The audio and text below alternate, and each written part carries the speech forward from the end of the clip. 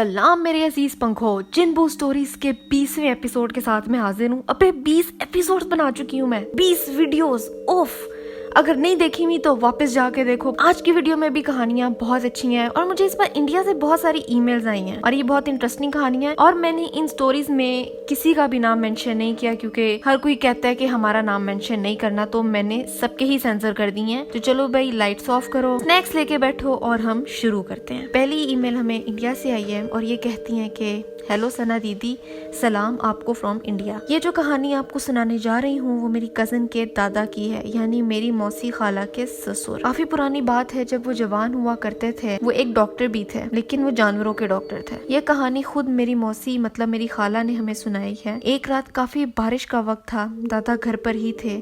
काफी रात भी हो रही थी, करीब 12 या 1 बजे के बाद टाइम था। वो घर पर ही बैठे थे कि उनको किसी के दरवाजा खटखटाने की आवाजें आती हैं।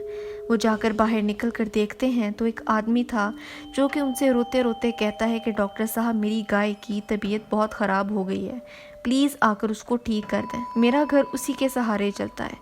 दादा तुरंत तैयार होकर उसके साथ निकल गए। तो उन्होंने कहा कि मेरा घर थोड़ा दूर है और सामने एक रिक्शा की तरफ इशारा करके कहा कि उससे चलते हैं। दादा बिना ज्यादा सोचे बैठ गए। थोड़ी दूर निकलते हुए एक खाली सड़क पर रिक्शा रुक गया और उन्होंने पूछा रिक्शे वाले से कि क्या हुआ है। पहले उसका कोई जवाब नहीं आया तो अपने बगल में बैठे आदमी की तरफ सर किया तो वो गायब था। फिर आगे पीछे देखा तो वो कहीं ना दिखा। वो रिक्शा से उतरने वाले ही थे तो रिक्शा धीमे धीमे ऊपर उठने लगी। दादा ने रिक्शा वाले को कंधे पे हाथ रखा और जैसे ही उसने अपने सर पीछे की तरफ किया वो फ्रीज हो गए। उनके मुंह से कोई आवाज ही ना निकली, ना वो हिल सके। उस आदमी का चेहरा एकदम सफ़ेद यानी प्योर वाइट और बिल्कुल फ्लैट था। ना कोई आंखें, ना नाक, ना होंठ। उन्हें कुछ समझ नहीं आया कि क्या करें क्या नहीं। रिक्शा आधी ऊपर ही उठी थी। दादा ऊपर से कूदकर यानी जंप करके बड़ी मुश्किल से बुरी हालत में घर पहुंचे। आज भी ये स्टोरी सुनते सुनाते हुए रोंगटे खड़े हो जाते हैं। ये वाली बात बहुत वियर्ड है कि जो आदमी था उसका फेस ब्लैंक था, उस पे कोई फीचर्स ही नहीं थे, क्योंकि आगे चल के एक और कहानी हमें ऐसे मिलेगी कि उसमें भी एक आदमी के फीचर्स थे ही नहीं। लेकिन फिलहाल हम दूसरी स्टोरी की तरफ चलते हैं और ये भी हमें इंडिया से ही आई है। ये कहते हैं कि स्टोरी मेरी मम्मा ने मुझे एक बार सुनाई थी अपनी सहेली के स्कूल के बारे में। मेरी मम्मा की दोस्त एक क्रिश्चियन मिशनरी स्कूल में पढ़ती थी जो उस वक्त का सबसे अच्छा स्कूल माना जाता था। मेरी मम्मा की सहेली की क्लास में एक लड़की पढ़ती थी जिसकी 2 और बहनें उसी स्कूल में पढ़ा करती थी। एक बार स्कूल के वक्त सबसे बड़ी बहन जो थी वो अपनी एक सहेली के साथ छुट्टी होने से 5 मिनट पहले वॉशरूम चली गई और आई नहीं। उसकी सहेली ने जाने से पहले काफी बार पूछा कि देर हो रही है, बस चली जाएगी, जल्दी चलो। पर उनका जवाब आता कि तुम जाओ, मैं आती हूँ। तो वो चली गई। शाम हो गई। उनके माँ बाप परेशान हो गए कि बड़ी बेटी घर नहीं आई। बाकी दोनों बेटियों से पूछा तो उन्होंने कहा कि एक्स्ट्रा क्लास में होंगी क्योंकि उनका मैट्रिक का वक्त था। काफ़ी देर हो जाती है तो स्कूल में पहुंच जाते हैं माँ बाप। पता लगाते हैं तो स्कूल वाले कहते हैं कि एक्स्ट्रा क्लासेस नहीं थी और सारे बच्चे घर चले गए थे। फिर भी पूरे स्कूल में ढूंढा तो सिवाय गार्ड, प्रिंसिपल और कुछ स्टाफ के अलावा कोई नहीं मिला। अगले दिन पुलिस कंप्लेंट हुई और बच्ची फिर भी नहीं मिलती। बाकी दोनों बहनें स्कूल जाया करती थीं एग्जाम देने, बस उनका आना जाना उनके पापा किया करते थे। घर वाले हमेशा परेशान रहा करते थे, उन्हें डर था कि कहीं वो पढ़ाई के प्रेशर से भाग ना गई हो। पर फिर सब उसे जानते थे कि वो एक बहुत ही अच्छी लड़की थी। बड़ी बहन के गायब होने के 5 से 6 दिन बची हुई दोनों नीचे वेट कर रही अंकल के पास जाने से पहले कि वॉशरूम होकर निकल ही रही थी कि उन्हें एक आवाज आती है कि जैसे उनकी बड़ी बहन उन्हें पुकार रही हो। वो वॉशरूम्स काफ़ी बड़े हुआ करते थे उस वक्त। सेकंड लास्ट या लास्ट शायद वो वॉशरूम था जहां आखिरी बार उसकी बड़ी बहन थी। आवाज़ें भी वहीं से आ रही थी। वो चलकर जाती है और देखती है कि दरवाज़ा बंद है और जबकि उसी वक्त उसकी और उसकी छोटी बहन के अलावा वॉशरूम में कोई नहीं था। तो दरवाज़ा अपने आप खुलता है और उसमें सामने खड़ी होती है उसकी बड़ी बहन। बीच वाली बहन डर के सहम गई। छोटी वाली ने भोलेपन में उसको जोर से पकड़ लिया और लिपट गई। बीच वाली उससे सवाल करने लगी कि तुम कहाँ थी, पापा माँ कितने परेशान थे, पर उसका कोई जवाब नहीं आता। बीच वाली बैग रख के तुरंत नीचे जाकर अपने पापा को सब कुछ बताती है और स्कूल मैनेजमेंट के साथ जब वो वॉशरूम आती है तो उन्हें कोई नहीं दिखता। तभी बीच वाली बहन एक एक का दरवाजा खोल कर देखती है तो वो जो दरवाजा पहले बंद था वो दरवाजा दोबारा बंद हो गया और अंदर से और नीचे से जैसे खून निकलने लगा। दरवाजा तोड़ के जो सामने होता है वो देखकर सबकी आंखें फटकर बाहर आ जाती हैं।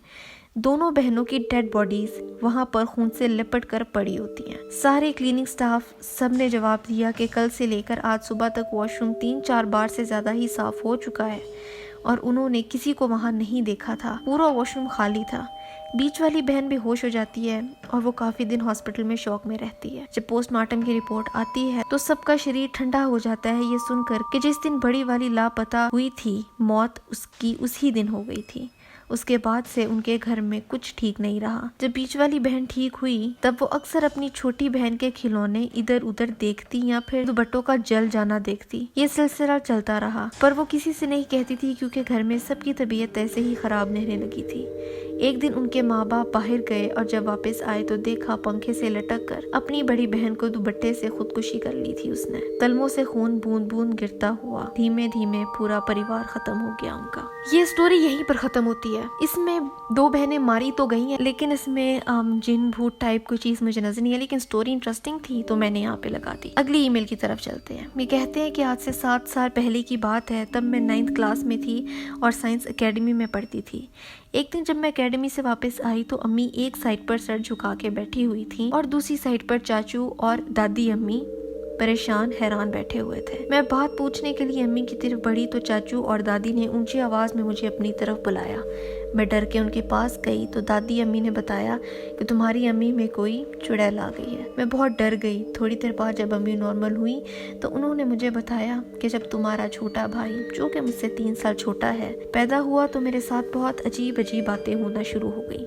मेरे शोल्डर्स बहुत हैवी रहने लगे तो मेरी नानी मामा को एक हाफिज जी के पास ले गई तो उन्होंने बताया कि इसके साथ यानी मेरी अम्मी के साथ कोई बाहर की चीज है। फिर वहीं पर हाफिज जी के पास ही अम्मी में वो चीज हाजिर हुई तो उस चीज ने बताया कि वो मेरी अम्मी के साथ बचपन से रहती हैं, तब से जब से वो सही तरह चलती भी नहीं थी। उसने अपना नाम भी बताया और ये भी बताया कि वो हिंदू है। जब हाफिज जी ने पढ़ाई की तो वो चली गई और उन्होंने बताया कि अब निकाह में आ गई है और वो अम्मी में से निकल नहीं सकती। अब बस इसको जलाकर ही खत्म किया जा सकता है। लेकिन कुछ टाइम बाद ही हाफिज जी की डेथ हो गई और सबको वो मसला वहीं भूल गया और उस दिन के बाद आज हाजिर हुई। यहाँ मेरी मामा की स्टोरी एंड होती है।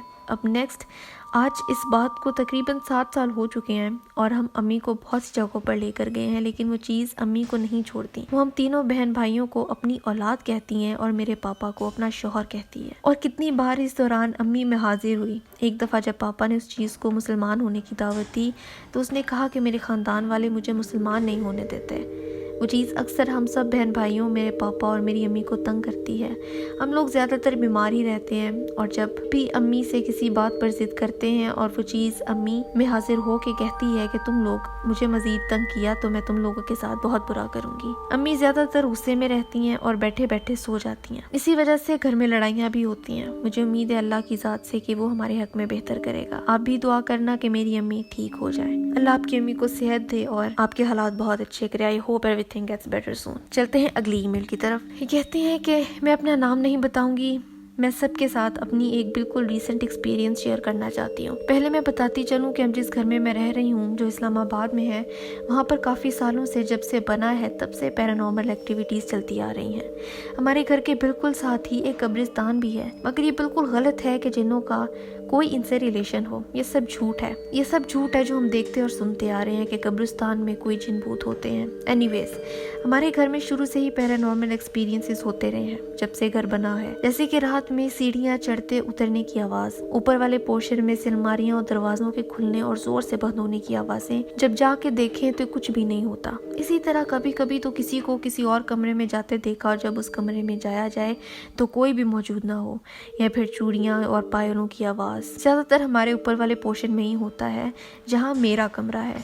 और मैं एक और बता दूं, इस घर को बने हुए तकरीबन 40 साल हो चुके हैं, तो इसका मतलब कि हम बचपन से ही इसी घर में पले बड़े हैं। खैर, coming to the main topic, ये बात परसों रात की है। मेरे साथ काफ़ी टाइम से ऐसा ही हो रहा था कि मैं जब भी सोने लगूं तो नींद मुझे हमेशा 3 या 4 बजे के करीब आती है।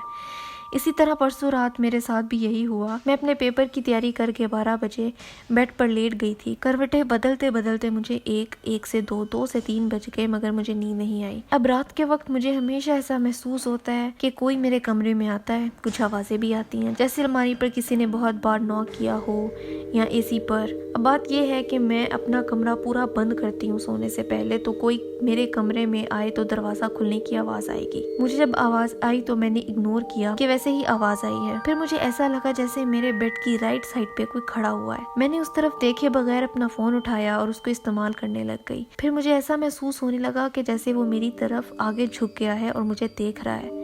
मैंने आयतुल कुर्सी पढ़ना शुरू कर दी और कोइंसिडेंटली फोन पर मेरी आयतुल कुर्सी की वीडियो भी आ गई तो मैंने वो भी प्ले कर दी, मगर वो उसी तरह देखता रहा।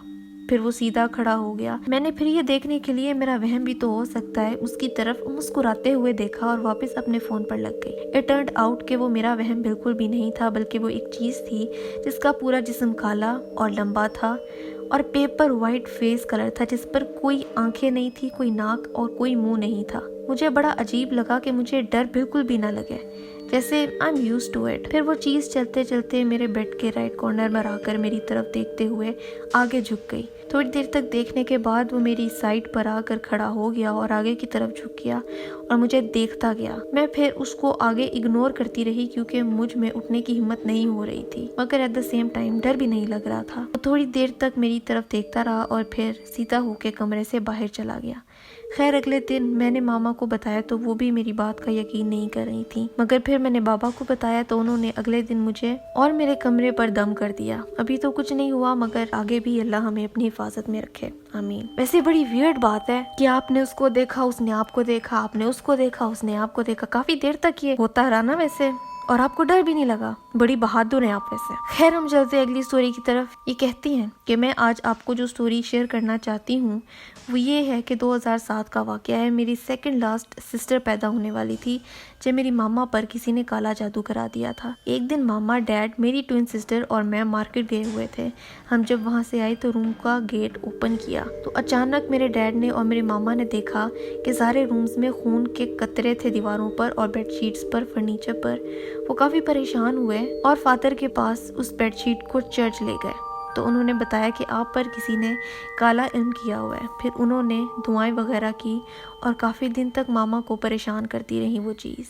वो एक औरत थी। अक्सर रूम के गेट के पीछे एक सोफ़ा था, वहाँ मामा को बैठी नज़र आती थी। काले लंबे बाल थे उसके, वाइट कपड़ों में बैठी घूर रही होती थी मामा को। मेरी मामा बहुत छोटे दिल की हैं, बट वो बिल्कुल भी नहीं डरती थी उससे। हर वक्त दुआ करती रहती थी, रो रो कर दुआ करती थी, रातों में भी रो के दुआ करती थी, इतना कि बाइबल गीली हो जाया करती थी आंसुओं की वजह से। कुछ दिन बाद वो औरत मामा के अंदर चली गई और वो मामा को नुकसान पहुंचाना चाहती थी। मेरी मामा के बाल बहुत खूबसूरत हैं, वो उन पर असर करने लगी, हेयर फॉल, हेडेक, ऐसा सब होने लगा। वो औरत सिर्फ मामा को दिखाई देती थी। मेरी कजन हमारे घर में स्टे करने आती थी लेकिन उनको वो कभी भी नजर नहीं आई और मामा उसको कहती थी कि तुम डरना मत वरना परेशान करेगी वो। उसके बाद हम एक पेस्टर के पास मामा को लेकर गए। I am not sure Pasteur क्या होता है, आपको पता तो आप नीचे लिख दीजिए। शायद क्रिश्चियनिटी से रिलेटेड कोई एक होता, कोई इंसान, आई गेस, जैसे इस्लाम में मौलवी होते हैं शायद इनके पेस्टर होते हैं। आई एम नॉट श्योर, आपको पता तो आप नीचे लिख दीजिए। ये कहती हैं कि मामा को उनके पास लेके गए। वहाँ पे उन्होंने बताया